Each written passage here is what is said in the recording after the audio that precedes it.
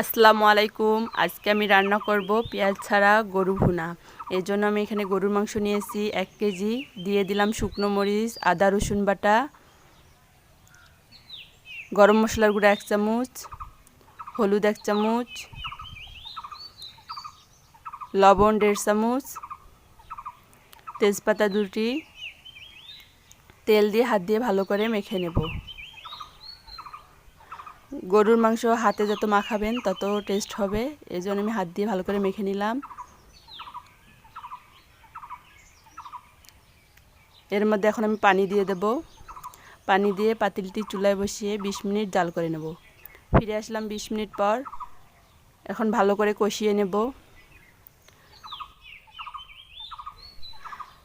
5 minute কষানোর পর এর মধ্যে আমি আলু দিয়ে দেব।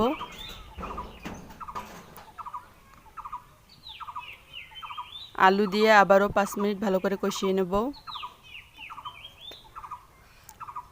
শুকনো শুকনো করে কষানো হয়ে গেলে এখন আমি এর মধ্যে পানি দিয়ে আবারও 20 মিনিট জাল করে নেব।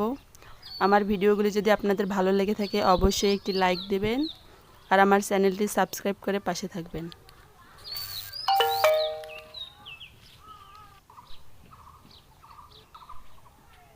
আমার মাংসগুলো প্রায় হয়ে গেছে, এখন আমি অন্য একটি পাত্রে নামিয়ে নেব।